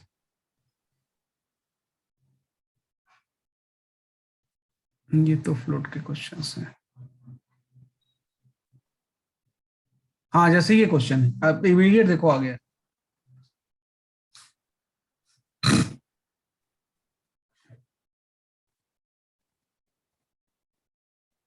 अच्छा मैं शो करता हूँ उस क्वेश्चन को।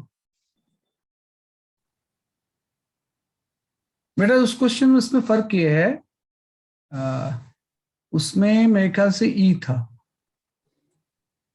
E L² by M5 × G²। वैसे मैं शो कर दूंगा, बाद में शो करता हूँ उस क्वेश्चन के बाद।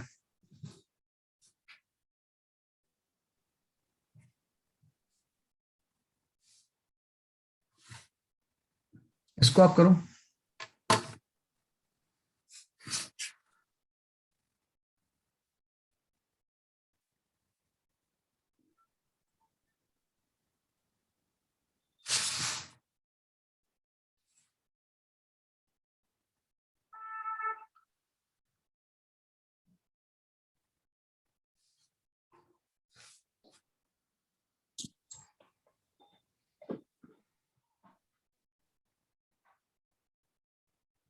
हाँ, आशी एंड सारा योर आंसर इज करेक्ट। बिल्कुल सही बोल रहे हो आप। सही बात है, सारा आपने बिल्कुल सही बोला है, इस क्वेश्चन को सॉल्व करने की जरूरत ही नहीं है।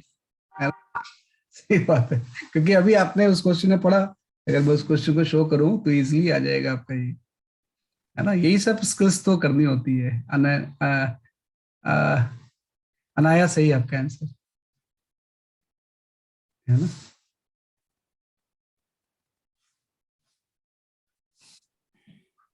हाँ, सोहम सही है ना। सिमिलर क्वेश्चन से कई बार वो हो जाता है, तो आपको ध्यान देना है थोड़ा सा।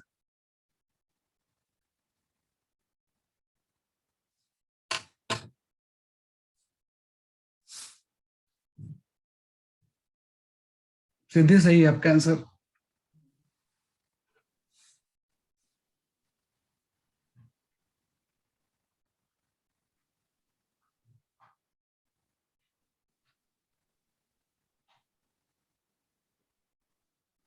हाँ, अनन्या सही है।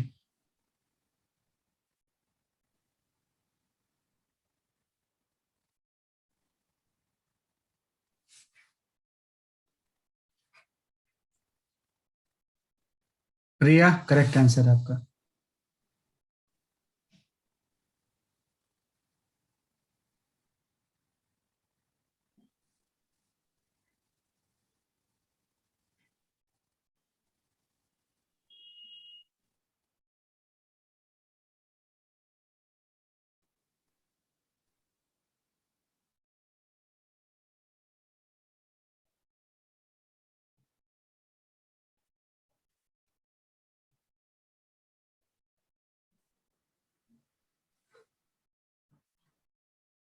सही है। देखो उस क्वेश्चंस को मैं अगर शो करूं अभी, तो अभी उस क्वेश्चन में वो दोबारा से जाते हैं अगर हम, है ना। हाँ, तो इस क्वेश्चन में देखो क्या था कि ई जे स्क्वायर था, है ना, कि यहाँ पे था बेसिकली आपका ई जे स्क्वायर, उसमें एल यूज किया है उसने, E L square M5 into G square. ये चीज डायमेंशनलेस है ना, ये चीज डायमेंशनलेस है, तो डायमेंशनलेस से तो आपने एंगल कर दिया ऐसे, है ना। अब वापस से अगर मैं उस क्वेश्चन में जाऊं, तो आप देखो सारे टर्म सेम है, ई का तो स्क्वायर है खाली, है ना, तो आपको बहुत ज्यादा सॉल्व करने की जरूरत ही नहीं, वैसे ही आ जाएगा आपका आंसर। हाँ, शालिनी सही है आपका आंसर। कई बार इसमें बहुत सारे स्किल्स हम यूज करते हैं, उसको बार बार पुट करके देखने की जरूरत भी नहीं पड़ती आपको। तो ये वाला टर्म जो था, आपको होता है कि इसमें अगर उस क्वेश्चंस में हम जाएं, तो थोड़ा सा उसने चेंज कर दिया, ई का भी स्क्वायर ले लिया। हाँ, ई स्क्वायर आ गया, तो इसमें आप देखो कि जो भी चीज बच जाएगी वो ई ही तो बच जाएगा ना, क्योंकि इसको अगर मैं दो पार्ट में स्प्लिट कर दूं तो ई हो गया, and E L square by M5 into G square. ये चीज तो डायमेंशनलेस है, तो जो भी इस टर्म की डायमेंशंस बचेगी वो एनर्जी की बच जाएगी ना। एनर्जी की बच जाएगी मतलब ML² इंटू T-2 हो जाएगा। तो इसमें एनर्जी तो कुछ है ही नहीं ऑप्शन में, तो none of this is the correct answer, है ना, कि इसमें जो भी डायमेंशन बचेगी वो एनर्जी की बच जाएगी, क्योंकि बाकी टर्म तो डायमेंशनलेस है। तो इससे D, none of this is the correct answer, बिल्कुल सही है। हाँ, इकरा सही है आपका आंसर। तो आपका आ गया इस तरह से, तो थोड़ा सा ध्यान रखना है आपको कि ऐसा तो नहीं कि ऐसा देखते ही आपने एंगल कर दिया, गलत है ना। इसमें ई अगर का स्क्वायर नहीं होता तो एंगल आ जाता, लेकिन ई स्क्वायर तो एक ई बच जाएगा आपका यहाँ पे।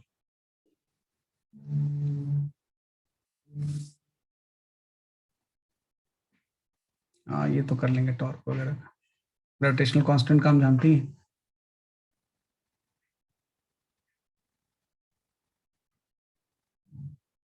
हाँ, इसको देखो जरा सा, ये क्वेश्चन क्या बोल रहा है।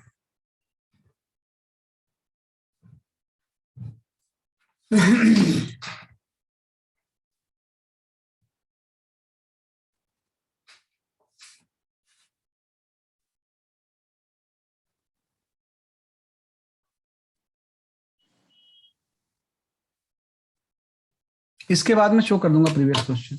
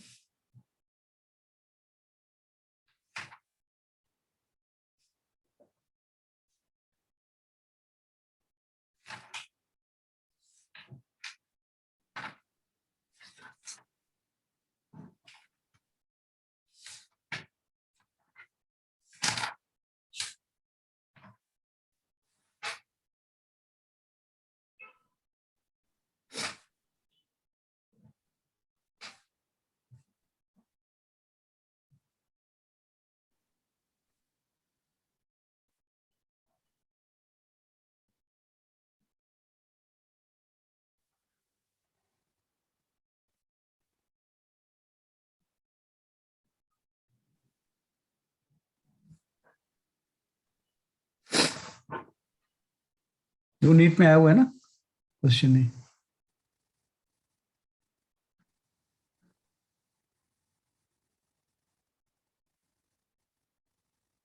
हाँ सारा सही है।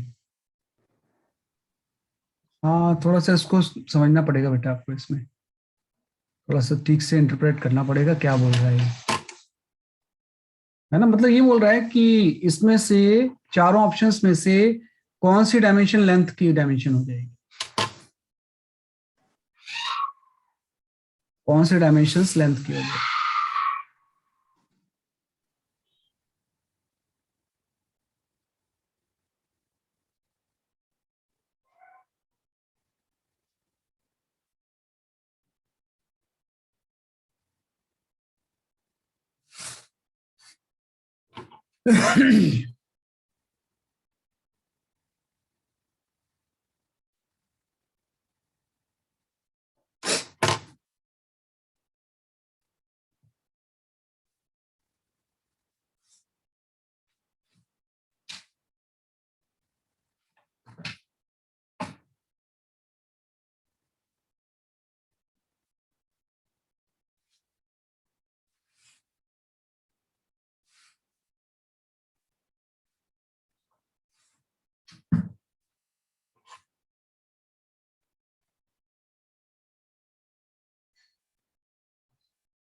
हाँ यशवी सही आंसर है आपका।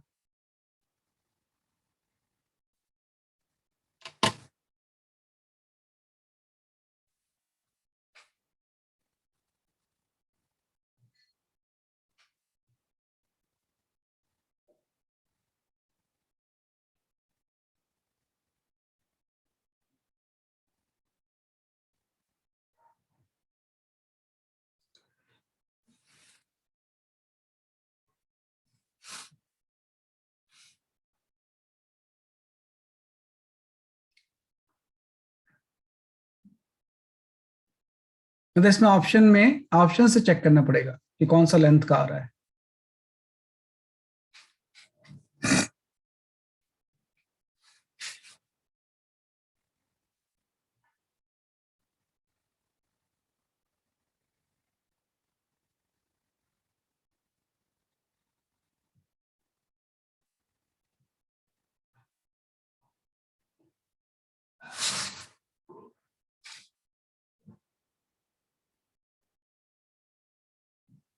हाँ Iqra your answer is correct, Ritvika your answer is correct.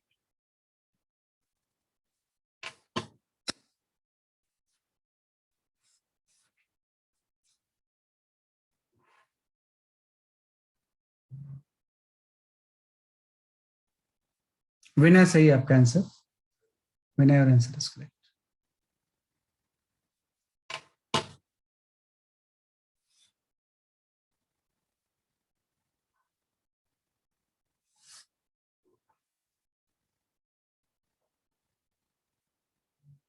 हाँ शालिनी सही है आपका आंसर।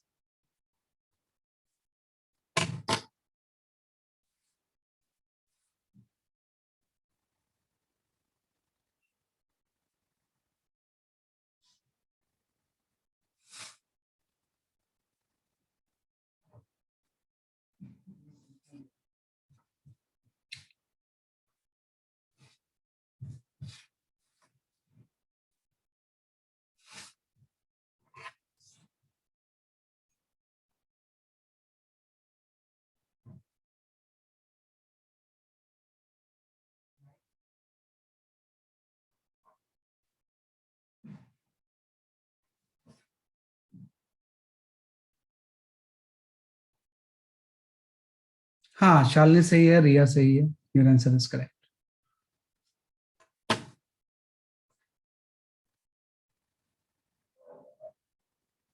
हाँ आशीष सही है आपका answer, your answer is correct.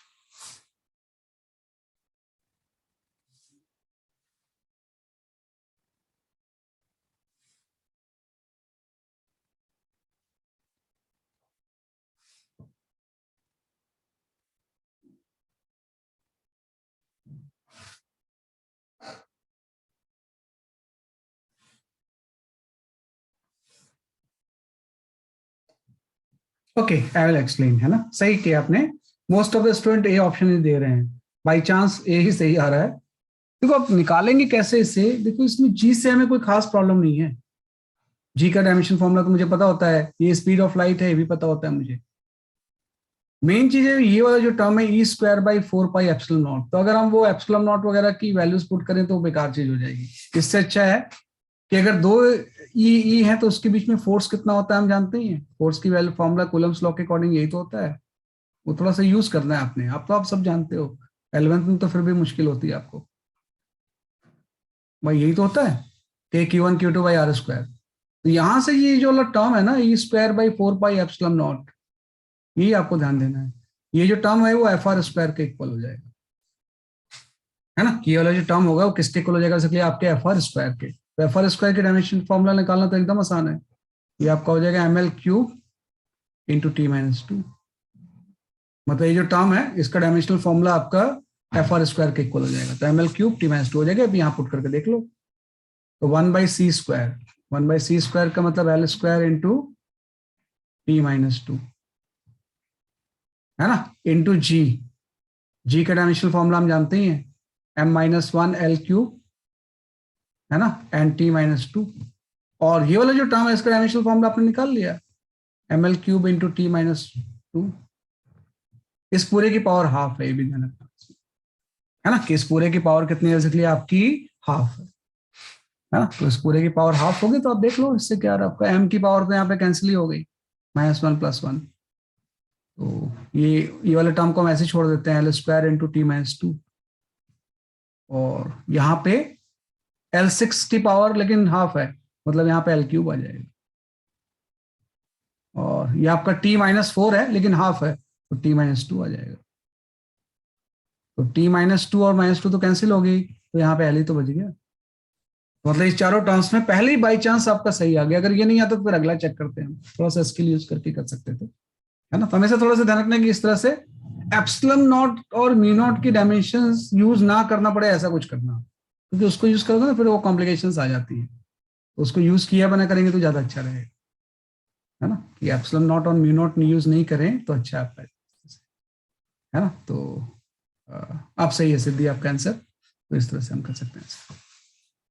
तो this way we can go for it, है ना। ये आपका नीट में आ गया, तो लेंथ आ गया आपका इस तरह से, है ना। तो ऐसे कुछ ना कुछ फॉर्मूले का इंटरप्ले ही होता है ये, जिससे कि हम सब चीजें सॉल्व करते हैं। चलो वन लास्ट क्वेश्चन, पहले मैं वो क्वेश्चन शो कर दूं।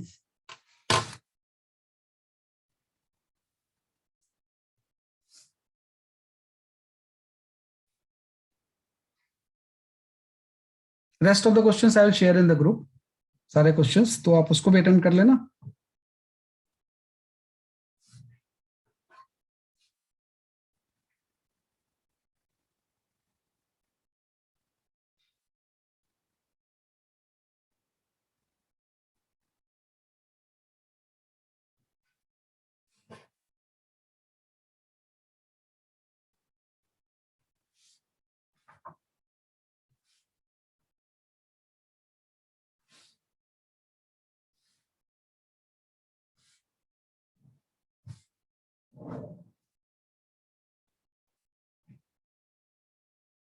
ये क्वेश्चन था वो,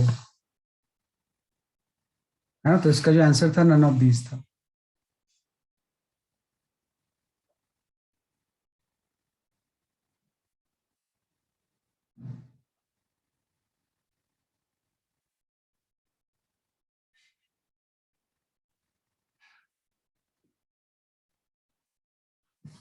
You can go for this question.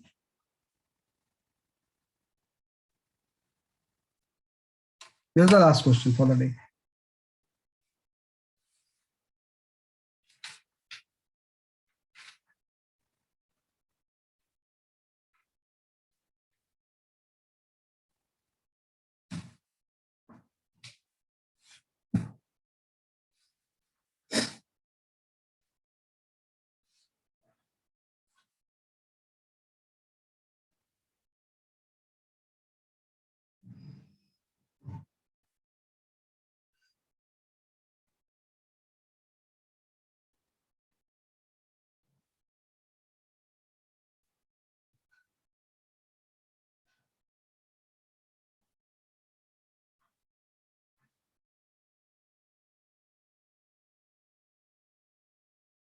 ये भी अच्छा क्वेश्चन है, ये सही क्वेश्चन है, सही बनाते हैं इस पे भी क्वेश्चन हो, है ना, सही बताते हैं वो, मतलब कोई डायमेंशंस की जरूरत ही नहीं इसमें, ऐसे ही आ जाता है।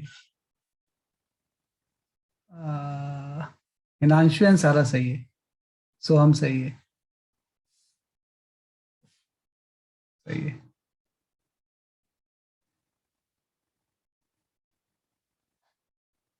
सिद्धि सही है, कुणाल सही है। इकरा एक बार और पोस्ट करो, आपका आंसर मैं नहीं देख पाया।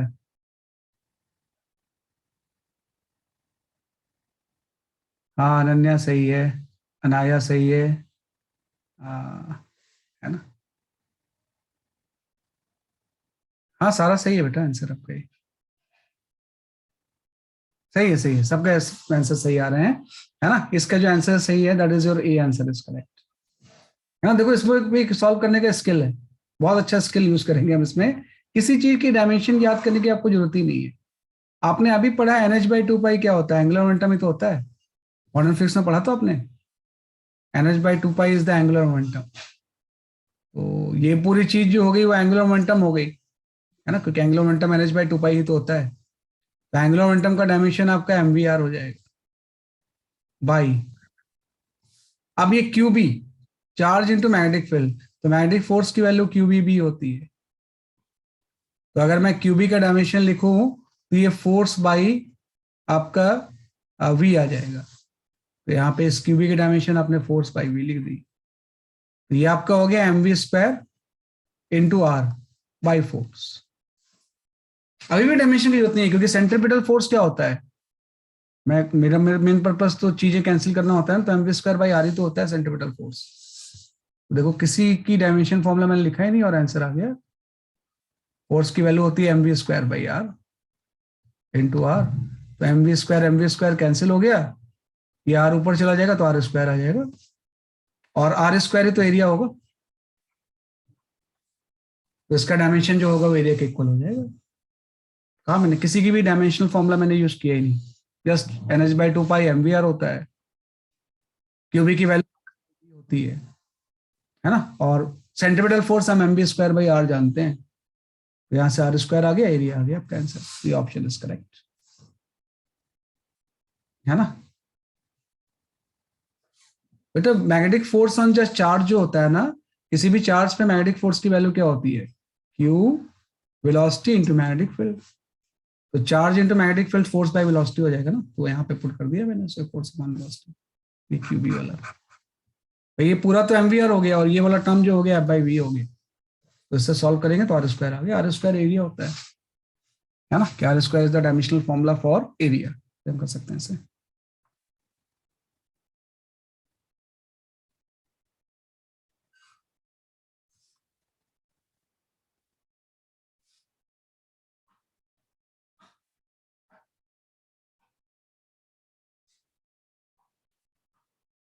है ना, R² आपका एरिया हो जाएगा।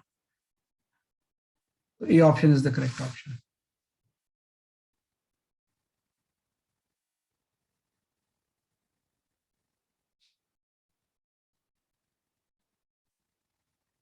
ठीक है, तो चलो फिर, है ना, आज तो हमने have completed the how to write the dimensional formula. Next class में will study the principle of homogeneity in lecture 2। तो लेक्चर 2 पूरा का पूरा बेस्ड होगा प्रिंसिपल ऑफ होमोजेनिटी के ऊपर, आज हमने उसकी बात ही नहीं की है। और प्लस आप वो असाइनमेंट करते रहना, और डाउट्स क्लास जब भी लगेगी, आई डोंट नो कि कब वो डाउट्स क्लास लगाते हैं, लेकिन जब भी लगेंगी तो असाइनमेंट डिस्कस होगी, है ना। हर वीक में 50 क्वेश्चन आई विल सेंड, उसको करते जाओगे आप, तो अपने टेस्ट सीरीज के हिसाब से करते जाना, है ना, वो करना जरूरी है अपने, है ना। बाकी rest of the question I will share in the group of units and dimensions, है ना। तो that's all for today, bye bye.